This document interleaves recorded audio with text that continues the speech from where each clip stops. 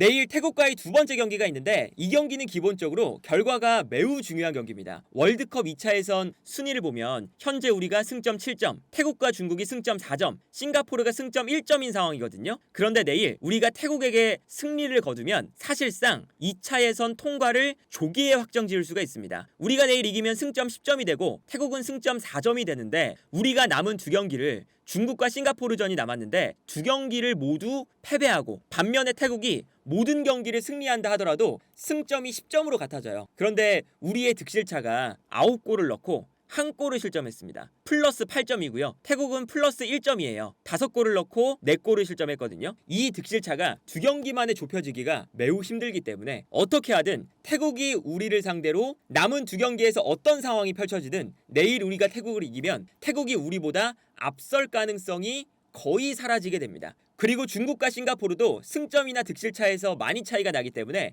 이 두 팀도 크게 걱정할 필요가 없는 상황이에요. 그러다 보니까 내일 경기는 황선홍 임시감독 체제라고 할지라도 우리가 태국에게 승리를 거둬서 월드컵 2차 예선 통과를 조기에 확정지어 놓는 것이 바람직하겠죠. 그런데 아무래도 황선홍 감독이 이제 이번에 임시감독이다 보니까 뭐 엄청난 전술적인 그런 퍼포먼스를 보여주기는 힘들지라도 선수를 배치하는 방식에 있어서는 이 선수들의 강점을 살릴 수 있는 선수 배치를 해줘야 되거든요. 그런데 첫 번째 경기에서는 그렇지 못했기 때문에 이번 경기에서는 지난 경기와 약간 선발 명단이 바뀔 가능성이 있습니다. 기본적으로 정우영 선수를 오른쪽에 두는 것이 황선홍 감독이 지난 경기에서 실패에 가까웠죠. 정우영 선수도 일단은 왼쪽 라인에 적합한 선수고요. 마치 손흥민 선수처럼 왼쪽 라인에 있다가 가운데로 파고들거나 침투를 해 들어가는 이런 형태를 더 즐겨하는 선수예요. 그런데 정우영 선수를 오른쪽에 두다 보니까 정우영 선수가 가운데로 파고들면 왼발로 슈팅이라던가 패스를 처리해야 되는 상황이 나오고요. 오른쪽으로 치고 달리면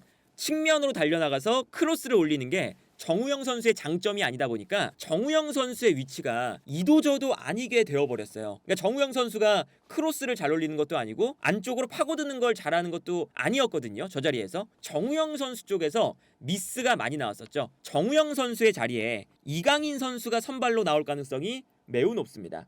그리고 이제 이강인 선수가 오른쪽 라인에 지난 경기에 나왔을 때도 태국이 아무래도 우리를 상대로 약간은 수비적인 전형을 만들게 되잖아요. 어쨌든 그러면 그 수비적인 전형을 흔들 수 있는 건 역시나 이강인의 존재 유무이기 때문에 이강인 선수가 지난 경기에서는 이제 파리 생제르맹에서 경기를 치르고 난 지 얼마 안 된 상태였어요. 그리고 장거리 비행을 하다 보니까 한국에 왔을 때 하루 쉬고 바로 그 다음날 경기가 있었거든요. 그러다 보니까 지난 경기에서는 못 나왔던 거고 이번 경기는 당연히 선발로 나올 가능성이 매우 높습니다. 이강인 선수가 오른쪽 자리 한 자리를 차지할 것 같고 그리고 이제 뭐 최전방 공격수도 주민규냐 조규성이냐 이 이야기가 있을 텐데 지난 경기를 통해서 주민규 선수가 이번 A매치 기간에는 주전 스트라이커로 활약할 가능성이 매우 높아 보입니다. 일단 주민규 선수가 최전방에서 손흥민 선수를 살려줄 수 있는 플레이를 너무 잘하잖아요. 이제 그동안 이제 조규성 선수에게 우리가 약간은 이제 좀 아쉬웠던 부분들은 물론 조규성 선수가 뭐 월드컵 그쯤에는 굉장히 좋은 퍼포먼스를 보여줬지만 조규성 선수의 장점이 연계 플레이는 좀 아니거든요. 조규성 선수가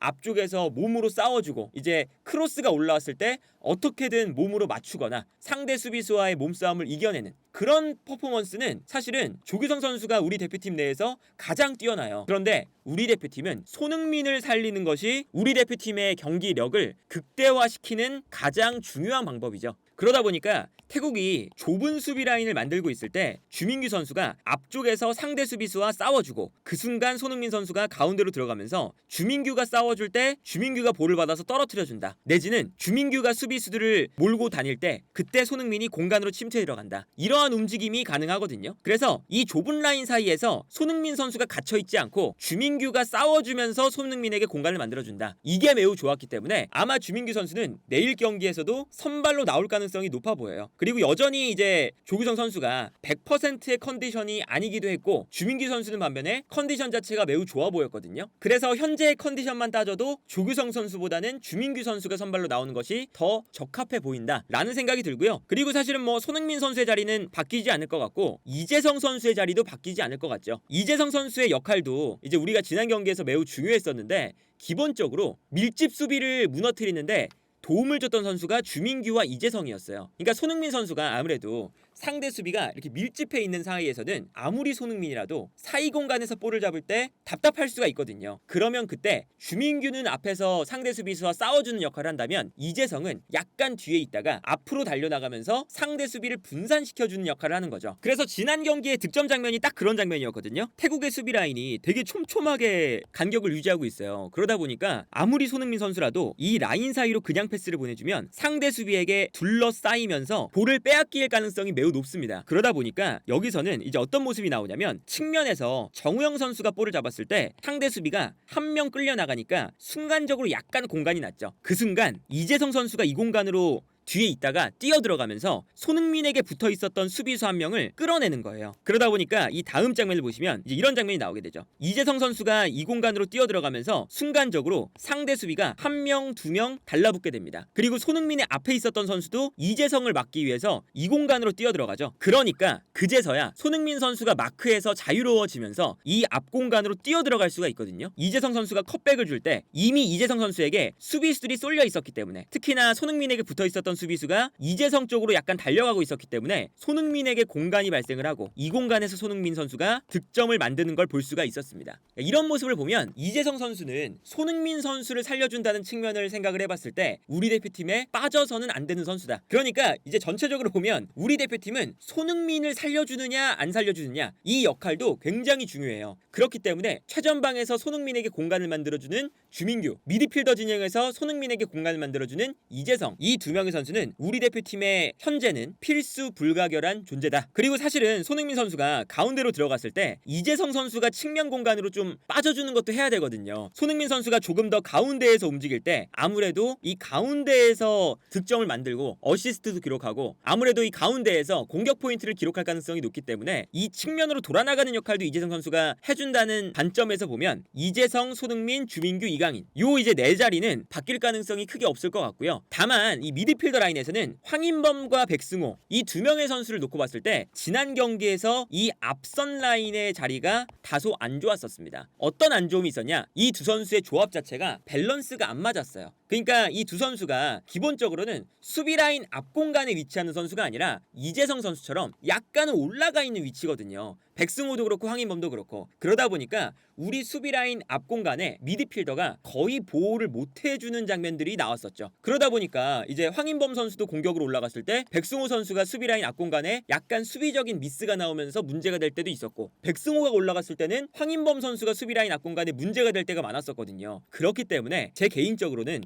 이 두 명의 선수를 모두 쓰는 게 아니라 한 자리 정도는 수비형 미드필더를 기용하는 게 적합해 보여요. 그리고 우리 대표팀에서 유일한 이번 명단에서 수비형 미드필더는 박진섭 선수가 있습니다. 그래서 아마도 뭐 지난 경기에서 황인범 선수가 약간 아쉬웠다, 특히나 황인범이 수비적으로도 아쉽고 이제 빌드업적으로 좀 아쉬웠다 라고 이제 평가를 많이 받았는데, 그 이유가 기본적으로 황인범이 올라가는 것도 해야 되고 내려오는 것도 해야 되고 하다 보니까 미드필더 라인에서의 본인의 역할이 굉장히 넓고 많습니다. 그래서 뭐 지난 경기에서 황인범 선수를 다뤘던 영상에서도 말씀을 드렸었는데, 황인범 선수가 지난 경기 전체에서 패스 1위, 수비 라인에서도 패스 1위, 공격 라인으로 올라가서 공격 지역으로 볼을 배급한 횟수도 1위, 그리고 심지어 리커버리 횟수나 태클 성공 횟수도 1위였어요. 그렇다는 건 수비적으로도 이 선수가 수비도 해야 되고 공격 지역으로 올라가서 패스를 해줘야 되고 미드필더 라인에서도 내려가서 수비 라인에서 볼을 받아서 올리는 역할까지 해야 되는 거예요. 너무 역할이 많죠. 박진섭 선수랑 호흡을 맞춘다면 박진섭 선수가 수비적인 역할은 황인범 대신에 좀 많이 해줄 거라서 박진섭이 뒤쪽에 있으면 황인범이 조금 더 올라가서 본인의 이제 강점이라고 할 수 있는 공격적인 패스 혹은 볼 배급 능력을 앞선에서 발휘할 수가 있다. 황선홍 감독은 이제 어떻게 생각할지 모르겠습니다. 황선홍 감독은 아시안 게임 때부터 백승호 선수를 박진섭 선수보다 이 미드필더 라인에서 조금 더 우선순위로 놓고 사용을 하고 있거든요. 그러니까 아시안 게임 때도 저 두 선수가 수비형 미드필더 라인에서 경쟁자에 있었는데, 물론 박진섭 선수는 중앙 수비수로 뛸 수 있지만 수비형 미드필더 자리에서는 백승호 선수가 황선홍 감독에서는 가장 넘버원 초이스였어요. 그러다 보니까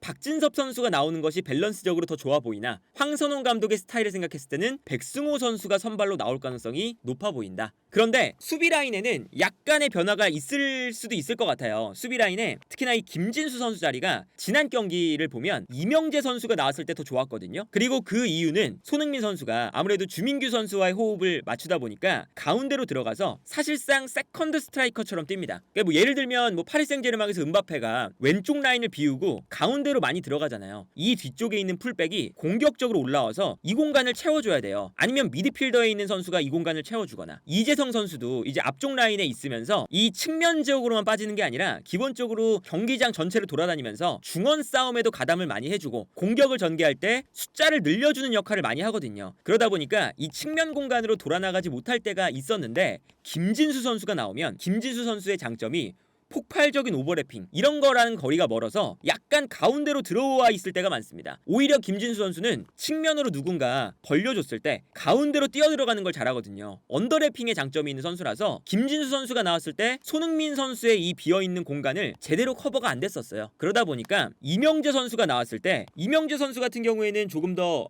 공격적인 오버래핑이 가능한 선수다 보니까 이번 경기에서는 이명재 선수를 선발로 기용을 해보지 않을까. 그리고 지난 경기에서도 이명재 선수가 왼쪽에 나오니까 조금 더 왼쪽 라인이 활발해졌었죠. 그리고 황선홍 감독의 스타일상 풀백의 역할을 되게 중요하게 생각을 해요. 그래서 아시안게임 때도 그랬고 이번에 올림픽 대표팀도 보시면 풀백을 계속 바꾸면서 본인의 전술에 최적화된 이제 모습을 보여주는 선수를 계속 바꿔가면서 이제 기용을 합니다. 그러다 보니까 지난 경기에서 더 좋은 폼을 보여줬던 이명재 선수가 전술적으로도 더 적합해 보이는 게 있기 때문에 이명재 선수가 이번에는 선발로 나오지 않을까라는 생각이 들고, 그리고 이제 오른쪽 풀백 자리에는 김문환 선수가 나올 가능성도 있는데, 서령우 선수가 일단은 대표팀에서 굉장히 좀 신임을 많이 받고 있더라고요. 그리고 여기에 더해서 서령우 선수가 이제 앞쪽에 아마 이강인 선수가 선발로 나올 텐데, 이강인과 서령우의 조합이 이제 아시안컵 때부터 굉장히 좋아지고 있었죠. 이 두 선수의 호흡이 상당히 잘 맞거든요. 뭐 예를 들면 이강인이 안쪽으로 들어갈 때 서령우가 올라와주는 타이밍을 잘 잡기도 하고요. 반대로 이강인이 측면으로 벌려줄 때 서령우가 안쪽으로 들어와서 뛰어들어가는 서령우에게 이강인 선수가 패스를 보내주는 이러한 형태도 많이 나와요. 특히나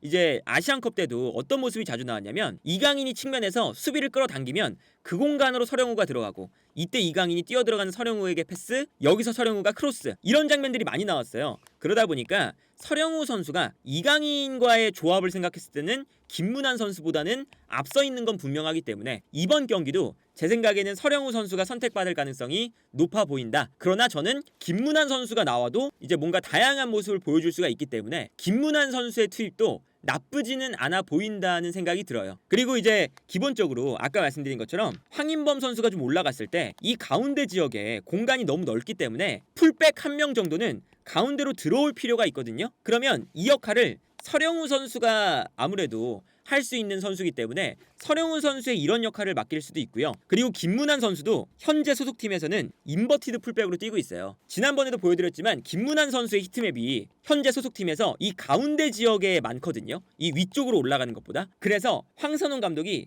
김문환 선수의 현재 소속팀에서의 플레이를 연구를 했다면 김문환 선수를 인버티드 풀백으로 쓰는 것도 제 생각에는 가능해 보인다. 이제 선택은 서령우가 될 가능성이 제 생각에는 높다고 보여집니다. 그리고 한 자리 마지막으로 바뀐다면 김영권 선수의 자리가 바뀔 가능성이 있어 보여요. 김영권 선수가 이제 아무래도 나이가 좀 있다 보니까 두 경기를 연속으로 치렀을 때 퍼포먼스가 약간 내려가는 면도 있고요. 그리고 과거보다 김영권 선수가 이제 완벽한 모습은 또 아니기도 하죠. 그러다 보니까 김영권 선수 대신에 권경원 선수를 이 자리에 실험을 해볼 수도 있고요. 아니라면 박진섭 선수나 조유민 선수를 넣어서 김민재가 왼쪽, 박진섭이나 조유민이 오른쪽에 배치가 되는 이러한 형태도 충분히 가능하다는 생각이 듭니다. 그래서 실제로 이 김민재 선수의 이 파트너 자리는 김영권, 박진섭, 조유민 혹은 권경원, 이 4명의 선수 중에서 가장 컨디션이 그날 좋은 선수가 김민재 옆자리에 배치가 되지 않을까. 그래서 이번 경기의 예상 선발 명단은 지난 경기와 달라지는